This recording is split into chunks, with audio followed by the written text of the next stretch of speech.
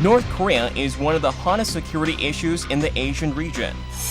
At this year's Jeju Forum, many discussions on the dynamics surrounding North Korea and its neighbors took place. This included the session, Nukes, Human Rights, and Cyber Wars, exploring the future of North Korea. 4 years have passed since Kim Jong-un took power, and North Korea has clarified its position with a policy of simultaneous economic and nuclear development. While there have been some positive developments, including the introduction of the market economy system, there have been no significant change in Pyongyang's aggressive stance against Seoul and Washington. Meanwhile, the international community continues to condemn the worsening human rights conditions within North Korean society. Will intensified isolation lead to the collapse of North Korea, or will Pyongyang be able to maintain the current policy? Donald Gregg, chairman of the Pacific Century Institute and renowned expert on the Korean Peninsula, participated in the Jeju Forum to share his views. On today's Upfront, we invite Donald Gregg for an in-depth discussion of the rapidly changing North Korean society under Kim Jong-un's rule. Mr. Ambassador, so nice to have you on our program. Delighted to be with you. Thank you very much.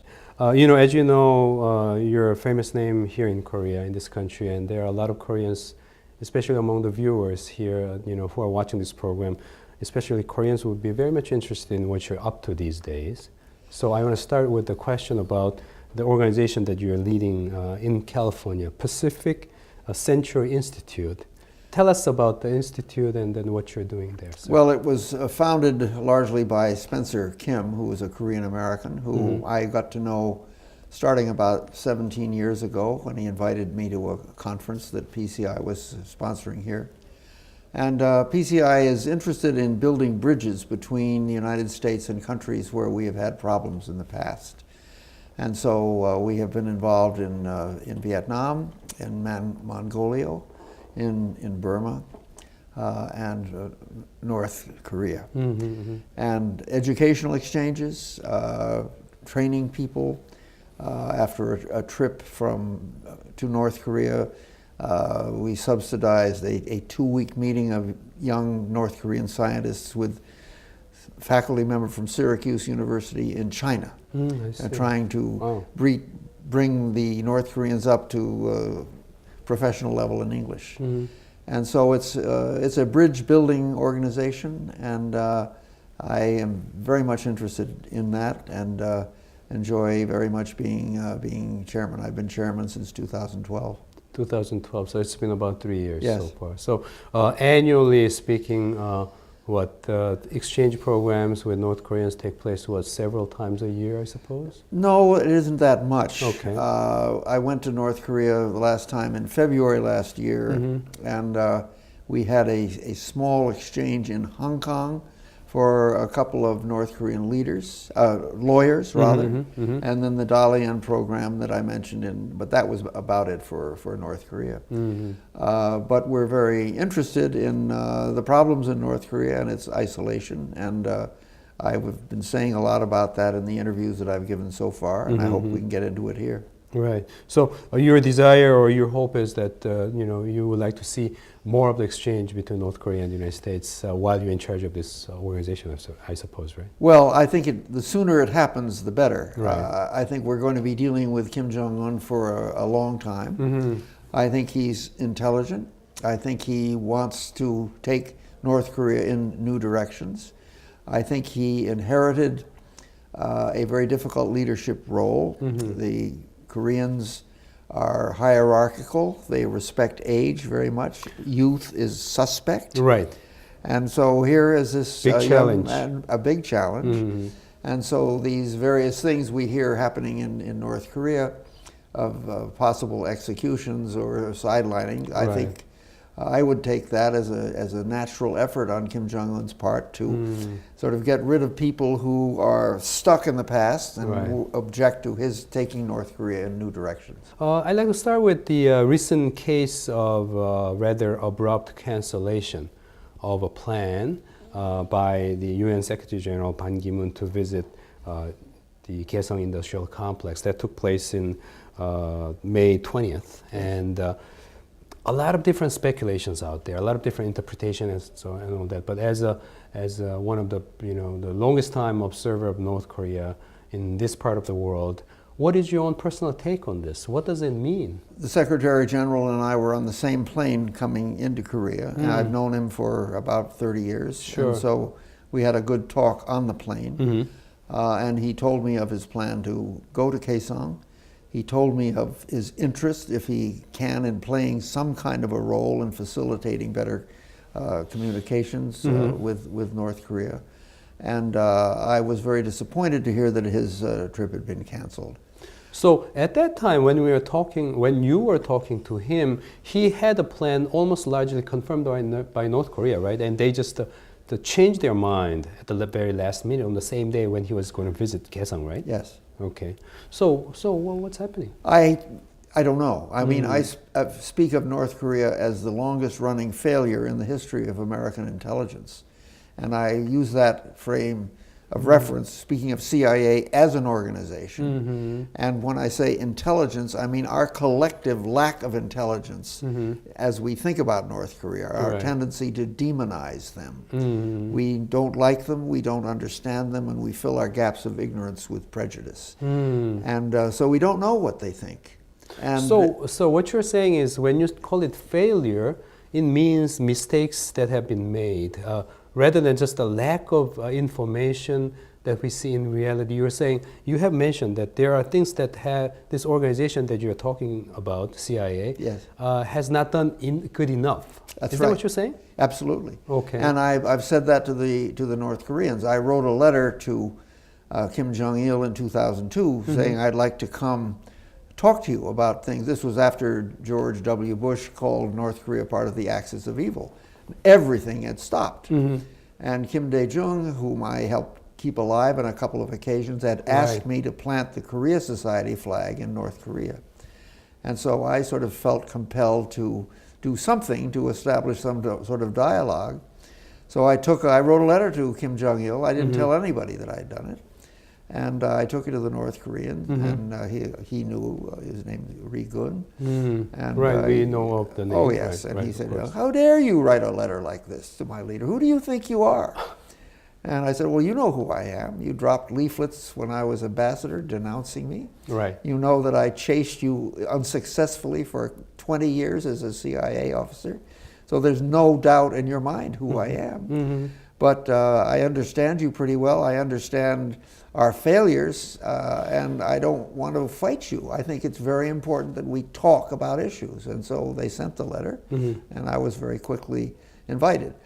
And I then told the State Department. I had no idea how they would react, but they reacted positively. They did? Yes. So off I went in April 2002. That's the first of my 6 visits. I see. So there was the starting point of all these the activities that followed afterwards, I suppose. Another question would be, like what's been happening, what's been reported so far lately, in cases such as the execution of number 2 person in the military there. Is this something that you've seen under Kim Jong-un or his father Kim Il-sung, the current leader's grandfather, I have to say? I think there were records of that earlier on in the past. Kim Jong-il had been preparing to replace his father for 2 or 3 years. And so when Kim Jong-il died, and when Kim Il-sung died, Kim Jong-il was ready to take the role. Because he was trained for such a long time. Right. Now his death took place very suddenly. Right. And here Kim Jong-un was catapulted into office at a much earlier age than they had expected. Right. So that I think that what we hear and what we have hard time interpreting or understanding are his efforts to clean house and to perhaps get rid of elderly hardline generals who are not at all interested in his taking North Korea in new directions, which is what I think he wants to do. But in terms of new direction that you're talking about, sir, has he made enough effort in your view? The new direction that you're sensing here, has it been manifested sufficiently, do you think, inside country or outside? I mean, the way we see it, probably insufficient, but what do you see that we may not see here? Good question. I had gone to Pyongyang in 2008 with the Philharmonic. And we had met with the usual cast of characters, Kim Gae-kwan and others. Kim Gae-kwan, right. You didn't get to see Kim Jong-il, of course. I never have. Right. I never have. Right. And then I went back last February, and so it was six plus years. Right. And there was a big change in Pyongyang, both cosmetically and deeper. I see. Better clothing. Everybody had a cell phone. Very good-looking restaurant. New buildings, new cars. And Ri Yong-ho was the replacement of Kim Gae-kwan, right. a man who'd been ambassador to England, very sophisticated man. And he said to me, we're afraid President Obama isn't going to talk to us, but we're prepared to wait until there's a president who will. And he said, the sky is the limit for us under Kim Jong-un. Those are his exact words to me.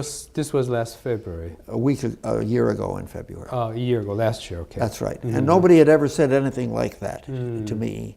And everything I saw in Pyongyang was an indication of North Korea's emergence, at least in Pyongyang, as a more modern, as a city and a country with greater relevance to its neighbors. I see. And when I go back to comparing Pyongyang as I saw it in February 2014 to the way I saw it in April 2002, there was just huge difference. But when we talk about February last year, correct me if I'm wrong, I mean, human memory cannot be perfect here, but what I'm thinking, that was the time when we had this trouble with Kaesong Industrial Complex and head-on collision between two sides? Yeah, I think there had been a closing down of Kaesong. And they were saying that to you, that they're ready to change or ready to talk and all that. Yes. Okay. And then gradually they did, and now there's a wage dispute, which I think is that's very Korean. The North Koreans want to raise wages a little bit, and there's some arguing about that, and that's very Korean. But isn't it the case that this inconsistency, in a way, right? What they were doing at that time in Kaesong area, raising up the tensions, and then sending you such message of moderation or a peaceful way of dealing with having dialogue and all that. When they come like in this kind of mixed timing and stuff, isn't it the nature or essence of inter-Korean relations that makes our efforts to introduce improvement always difficult? Yeah, I think so, because I represent, I don't know what I represent in the North Koreans' eyes, because they sent me back with a written offer in 2002 to restart dialogue, which I carried to the White House. It was totally rejected. I've written up every single trip to North Korea, and I've never had any feedback from the White House or the State Department.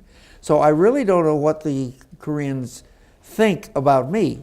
Because the North Koreans. I mean, I say I feel quite comfortable going to Pyongyang because they're Koreans. And I'm very comfortable with the Korean You've been personality. working with Koreans for decades. That's right, decades. And I'm quite comfortable, but I don't know what I represent in their eyes, and I don't know what they say to me as comparison to what they say to the South Koreans, and I think it's probably quite different. Right. At least personally, to me, you seem to represent one clear direction about inter-Korean relations, and it's just all the more unfortunate that Pyongyang has been changing their attitudes, and they've been showing different faces at different times and all that. So, that has made all the situation difficult, the way I see it here. Yeah. But one of the things, issues that contributes towards the direction is the issue of human rights in North Korea. And bilaterally and multilaterally, we have seen these kind of recent developments about North Korean human rights issues.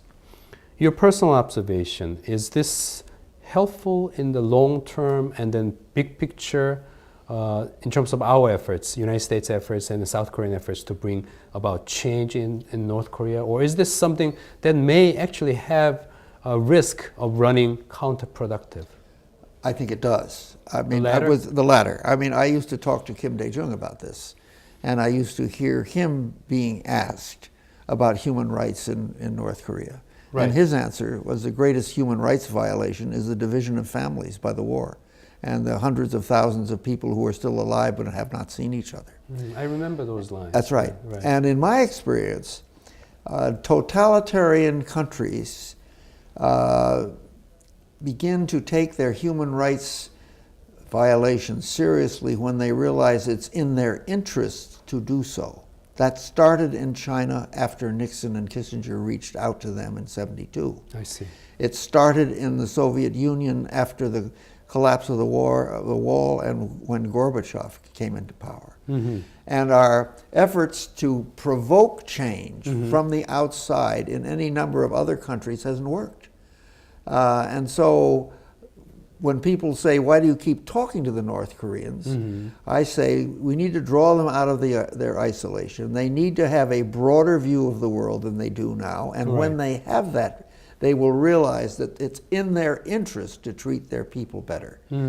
And so it's a question somebody was saying, well, are they totalitarian or authoritarian? And they were saying, well, when you ran into torture and kidnapping and secret nuclear weapons program in South Korea, that was an authoritarian regime. It wasn't totalitarian. Interesting, okay. And so I think probably North Korea is totalitarian, and I think it's going to get them to become more engaged in joining the world that will get them to really begin to deal with their human rights issues. I see.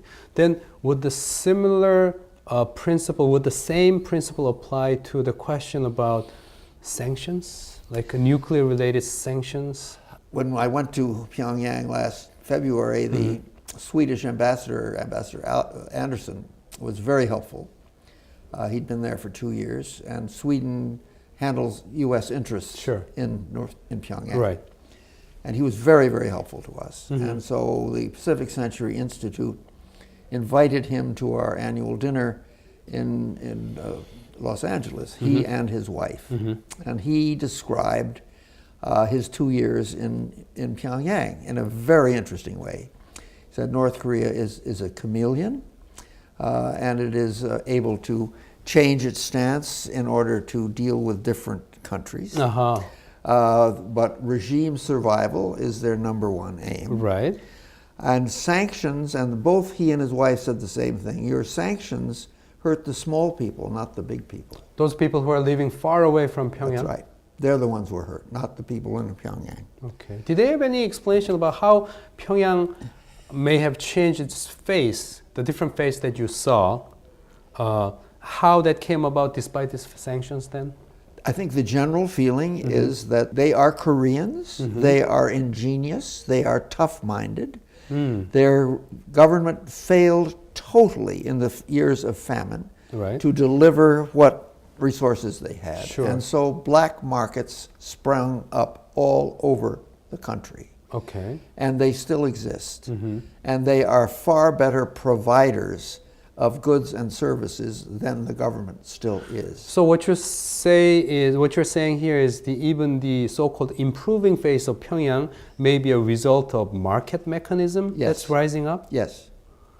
Interesting observation there. Yes, and that goes well with some women I know, one from Switzerland, another English woman who's lived in the North, and they say the bureaucratic failures of the government have sparked local initiatives, particularly in the poor regions, which have done a great deal to improve the standard of living slowly or made life livable. On their own, without the help of states. That's right. Very interesting. Okay, then, you've been maintaining a very consistent message throughout this interview so far, so I have to get to this point. The United States policy towards North Korea in the big picture. Of course, the strategic patience it has been the key word. Yeah. So I suppose we can largely predict what your reaction is, but more in a more constructive way for the future. What would you like to say? I mean, despite all these nuclear testings and even recent test of so-called submarine-launched, ballistic missiles and so on, how should the United States policy change in the future, in coming years? The reason there has been no change are two. I don't think President Obama has ever had anyone close to him who really understood the Korean situation. We have a tendency to demonize those people we neither like nor understand, and we've done a thorough job of doing that with North Korea. Especially lack of information. Yes, and that's it. I mean, when I say it's the biggest failure in the history of American intelligence, that's one of the costs of it. And so we still don't know enough about why they think the way they do and why they operate the way we do. Mr. Ambassador, when you say failure, I'm still not clear about why you can actually call it. What does that mean? That United States could have done better certain things? We were trying. I mean, intelligence is a difficult business. Of course, right. And so it looks pretty much impossible. Well, I mean, we were able to recruit Soviets as spies and Chinese as spies. Right. We did a very poor job in recruiting North Koreans. They're very tough nut. And I've said that to the North Koreans. I said, we can listen to you through our satellites, and we can photograph you from the sky, but we don't know what you think. And that's the difficulty. And we still don't, because we're not talking to them. I see. And so let us talk to you. That's the message you're giving. What does it cost to talk? I see.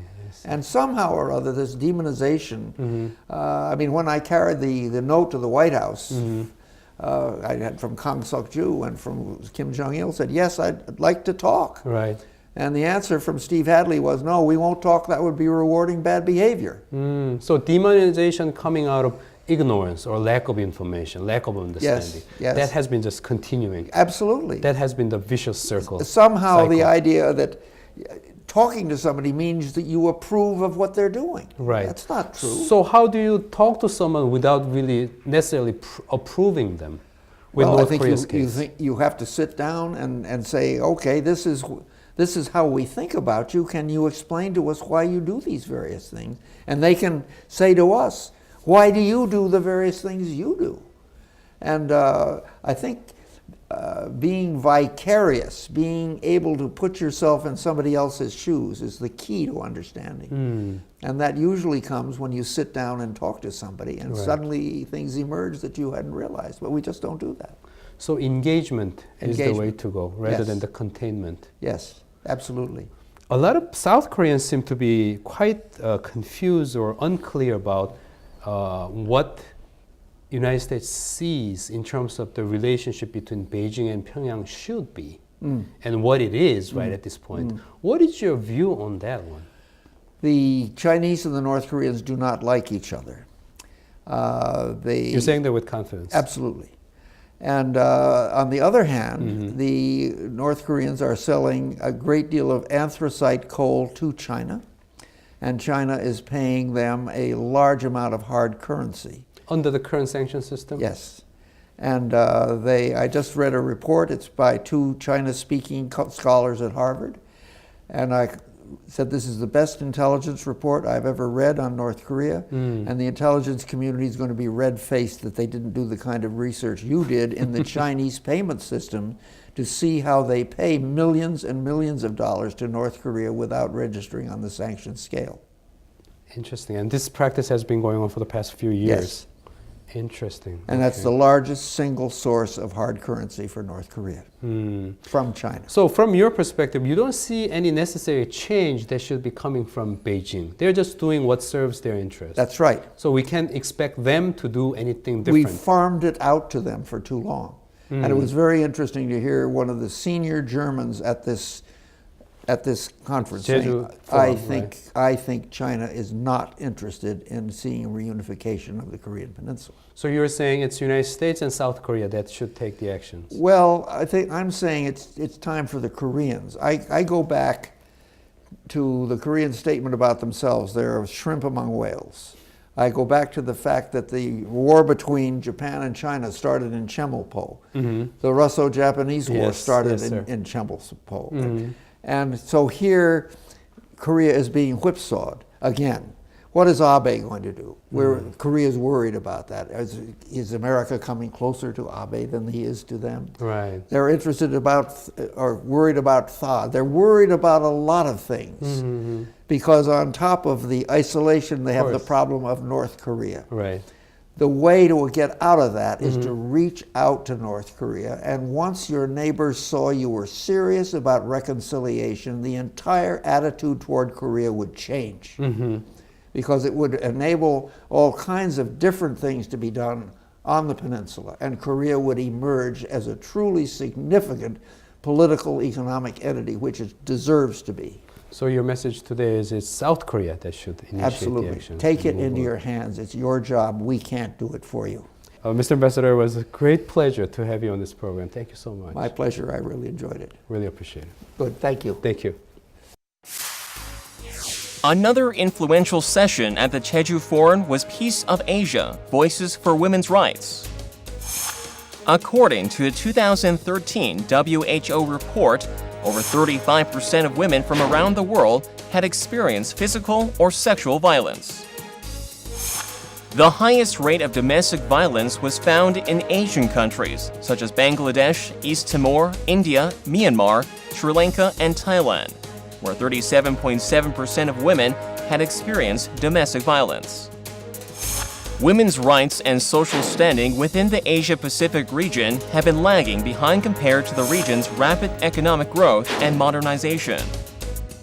Amidst growing need to address women's rights, Upfront has invited James Lang, Regional Advisor for Gender-Based Violence at the UN Development Program, to discuss women's rights and peace within the Asian region. Mr. Lang, thank you very much for joining our program today. It's a pleasure. Thank you for having me. And we're recording this interview at the Jeju Forum. And tell us, let's begin by you telling us about the session that you're part of.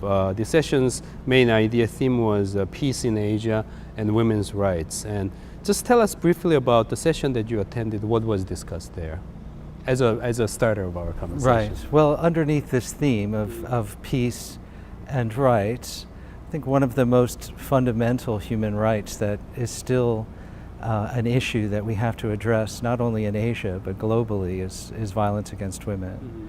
So the session that I was in was focused on violence against women and education. And so not only focusing on the problem of gender-based violence, but some of the solutions. So how we can contribute to preventing violence through the education sector. That was the main theme of the... Interesting that we are actually here talking about that issue, because it's an issue that a lot of our viewers, both in Korea and elsewhere around the world, may feel that they know something about the issue. But at the same time, other viewers may think, what does it actually mean, the gender-based violence, right? So I think there could be some kind of confusion or misunderstanding about this issue itself. While some people think they know what the issue is, and others may ask, what is the idea of it? What's the best way to share our understanding with our viewers? How do we define the issue here, gender-based violence? Well, gender-based violence is an English term that is used to describe a whole range of different types of violence. I think what your viewers are probably most familiar with is domestic violence. Right. So violence within the home, within a relationship. And in fact, that is the most common type of violence by far when we use the term gender-based violence. But in in the broader sense, it refers to any kind of violence that's used to reassert power over women or over a certain group based on their gender. And other types of violence are included in that term, gender-based violence. So this is important because some of my viewers might have thought that gender-based violence means only rape and sexual assault, but we are talking about actually violence that's committed against women by men. That's right. So and I think what we need to pay more attention to is the fact that violence does happen within marriages. It happens within relationships. Right. And it's not just, this myth about some evil man lurking in the bushes and raping girls. It's actually most common. It's occurring within the household. So much broader concept, and in that sense, much commonly occurring phenomena that we are talking about in human society. That's right. Okay. I mean, in globally, the statistics are saying that 1 in 3 women worldwide are experience experiencing this kind of violence. right within their lifetime. Okay. Then tell us more about what the UNDP is doing with regard to this issue of gender-based violence. I'm sure you have a long list of things you're doing, but let's start with the most important ones. Right. So UNDP, or the United Nations Development Program, is the development arm of the UN, and it works with government and in cooperation with other parts of the UN. And we're trying to address violence through a number of different ways. I mean, first of all, one of the most important things is to have proper data. Knowing what exactly is happening. Right. Okay. So, well, there's the data about the prevalence of violence and In different countries. Yes. So the UN, led by the World Health Organization, has standardized a set of questions that governments ask through their household surveys, and there's also dedicated surveys that help us understand the levels of violence or gender-based violence in each country. That must be a really hard and tough task to carry on, because this particular kind of violence is something that a lot of people will be hesitant to report, right? It is, and we've worked for a long time on getting the questions right, but also on getting the methodology correct on how we ask those questions. But sometimes, depending on different country and depending on different cultural sphere, you may have greater level of suspicion about this privacy in responding to these surveys and all that, right? Of course. I mean, in fact, many people are hesitant to fill out surveys that have any official capacity, because they're not sure where that information is going to be used. Right. And some of the questions that are asked, in fact, are about illegal activities. So, have you ever had sex with a child, or have you ever used violence against physical or sexual violence?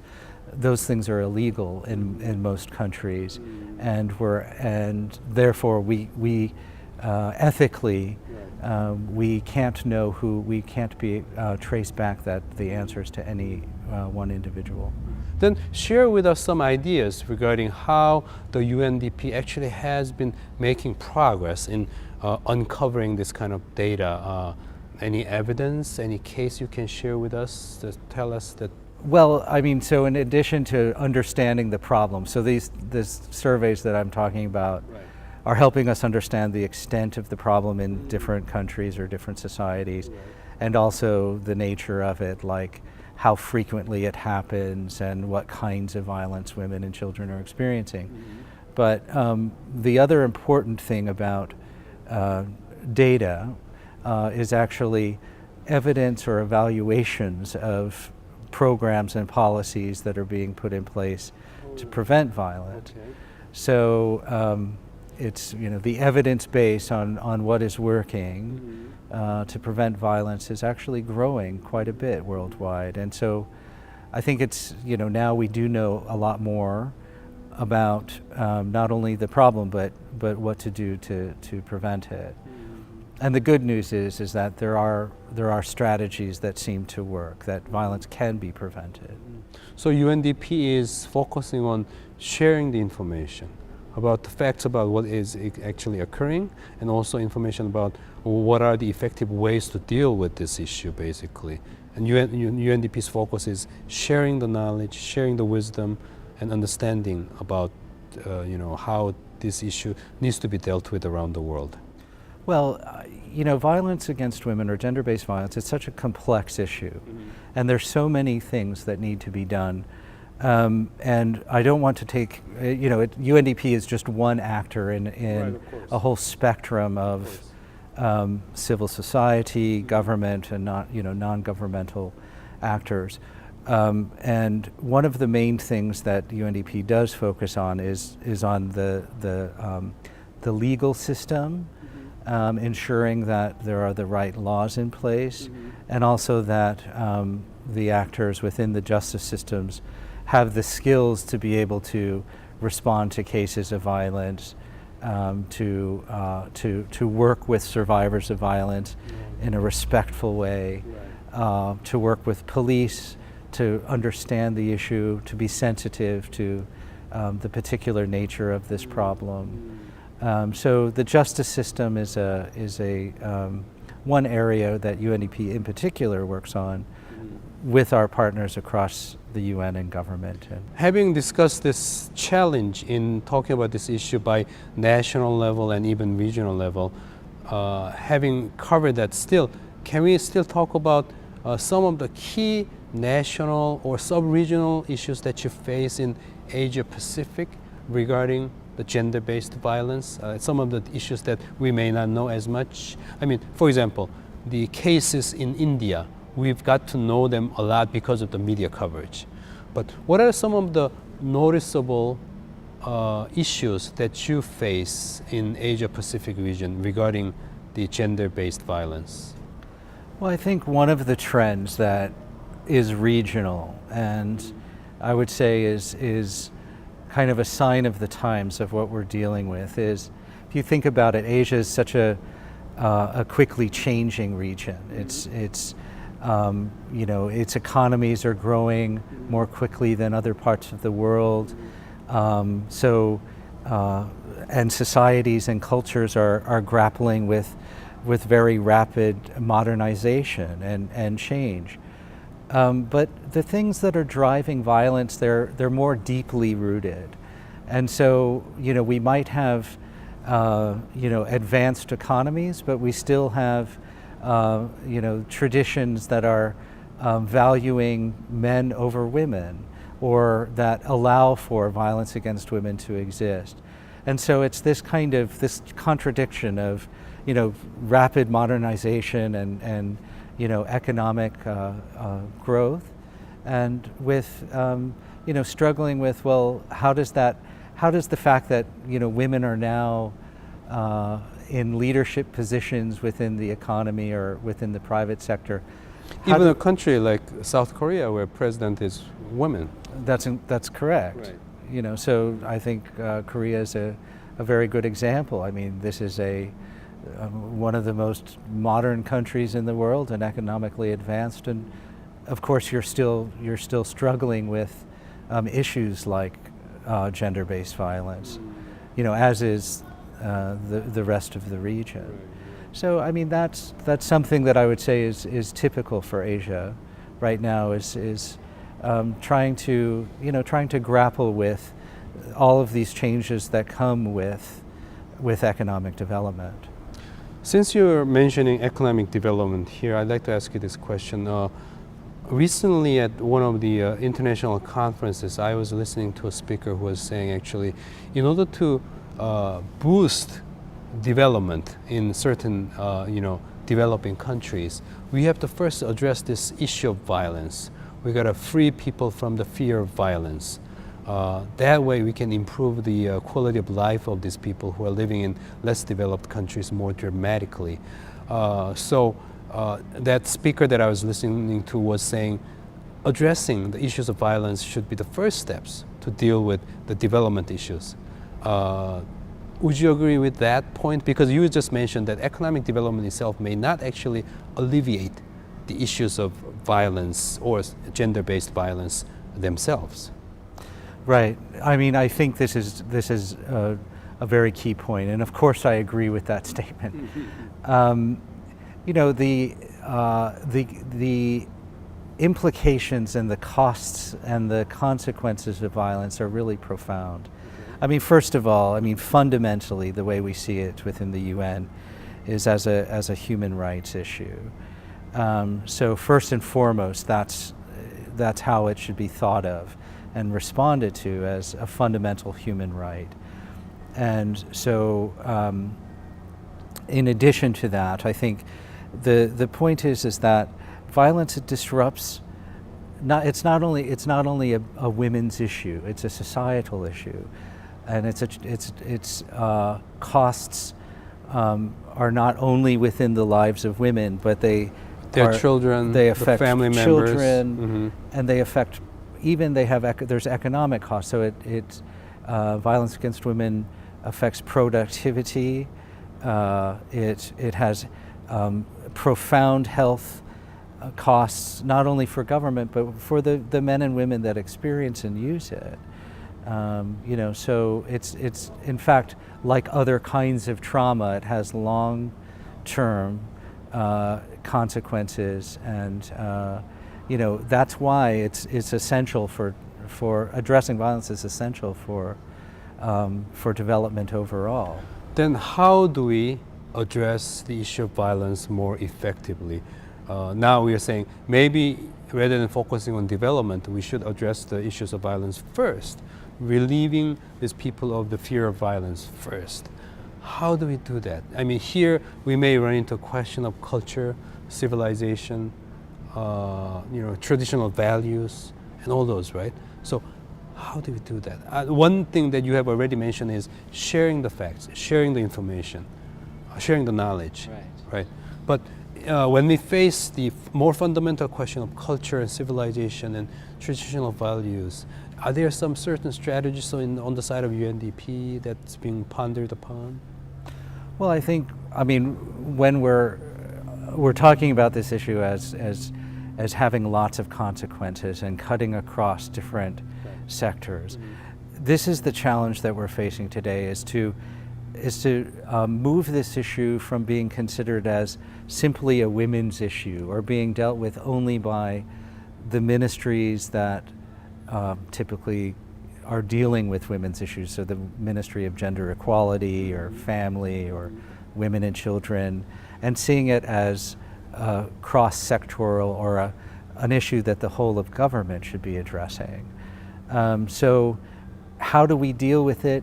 We are trying to nurture a new generation that has attitudes that are grounded in the traditions or culture of those countries, but that also are respectful and nonviolent, and that are embracing more equality, gender equality, equality among different kinds of people.